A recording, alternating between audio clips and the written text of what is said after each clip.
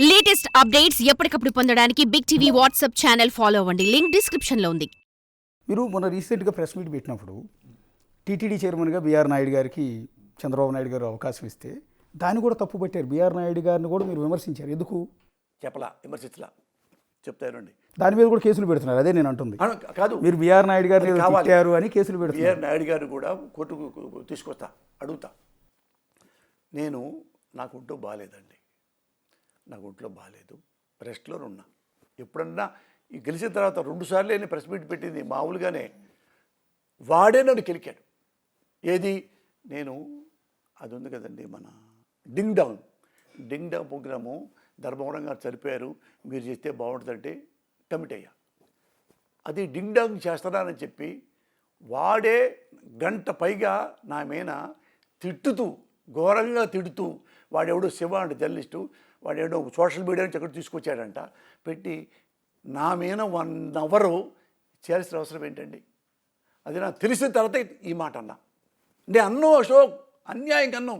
వాడు పిల్లిలాగా ఏమి తెలియనట్టు వాడు కూర్చొని అతను పోసాలి, అతను పోసానికి బుద్ధి లేదు, సాక్షి వాళ్ళకి బుద్ధి లేదు, ఇలాంటి వాడిన మీకు డింగ్ డాంగ్ పెడతారు. ధర్మవరం ఎంతో గొప్పవాడు, అదే బాగుండేది, ఇతరుగా ఇస్తారు. నువ్వెవడివిరా? ఇదంతా టీవీ5లో నడిపారా? అవునన్నా. ఓకే. అది ఎంతో నాకు బాధేసింది. అరే ఇప్పుడు మీ గురించి ఏమొచ్చానరా? నేను ఎప్పుడో హాస్పిటల్లో ఉండి నేను నా ట్రీట్మెంట్ చేయించుకుంటా. ఇప్పుడు కూడా మేము మాట్లాడకూడదు, అనివార్యం మాట్లాడుతున్నా. ఈ గొంతు ఆపరేషన్ అయ్యి సర్జరీ అయ్యి ఇది పెరాలసిస్ వచ్చి 3వ ఆపరేషన్ అన్న, 3rd టైం, 3వ వస్తే వాడు టక్కలు మీలాంటి జర్నలిస్ట్ చెప్పారు, ఏమైనా వాడు 1 అవర్ నీతో ఘోరంగా పెట్టి తిట్టిచ్చేశాడు అనగానే అమెరికా నుంచి వేరే ఫ్రెండ్స్ కూడా చెప్పారు, ఒరే వాడు ఘోరంగా మాట్లాడాడరా, వాడికి బుద్ధి లేదంట, నీకు ఉద్యోగం ఇస్తాడట, అదేదో ఇది చేశాడు, చివరికి అదేదో చిన్న పోస్ట్ ఏదేదో చైర్మన్ అంట, అది కూడా అంత. నేను ఎఫ్డీసీ చైర్మన్ని, నేను చేయనన్నా. సీఎం గారు పిలిచారు. ఇప్పుడు ఎన్నో నెలలు రాలా. అసలు ఆయన గెలిచిన తర్వాత కూడా 3.5 ఏళ్ళు నేను వెళ్ళలేదన్నా. నేను వెళ్ళను. ఉన్నాళ్ళని ఎవరు సపోర్ట్ చేస్తాను తప్పితే నేను వాళ్ళ వెంటబడి తిరగను. ఏ ఆఫీసులో చూసావన్నా నన్ను? నేను రాను. అది కూడా ప్రజలు గమనించుకోవాలి. ఆయన పిలవంగా వస్తే తప్పదు.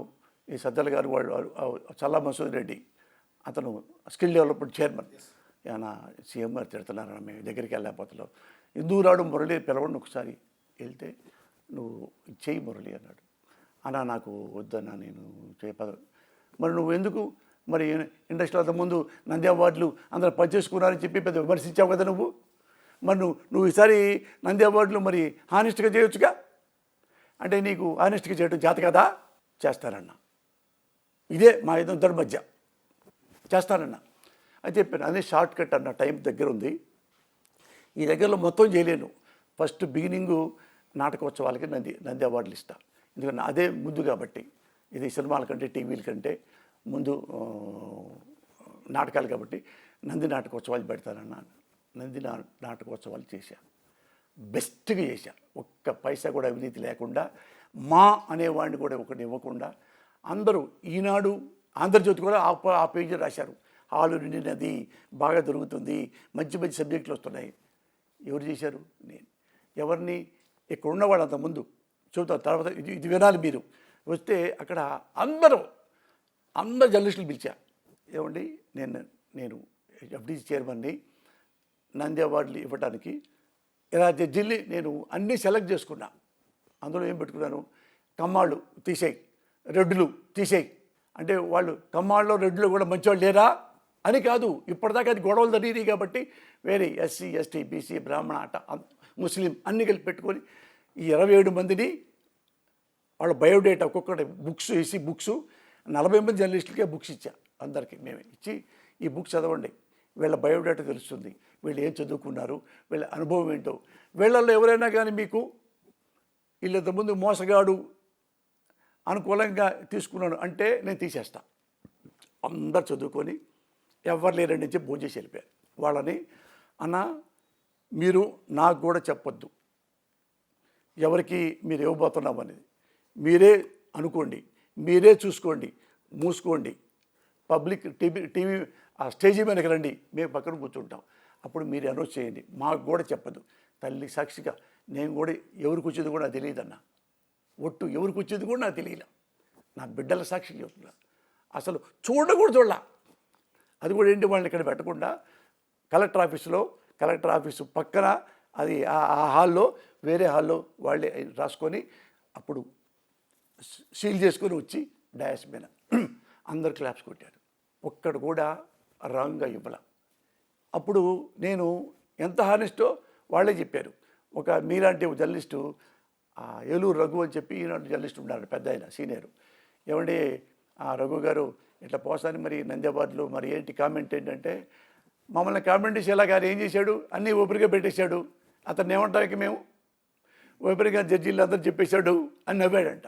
అంటే ఏంటి, నేను ఎదవను కాదు, పదవి ఉంటే ఒకసారి, పదవి లేకపోతే ఒకసారి డబ్బులు అందులో ఒక్క పైసా కూడా నేను తినలా.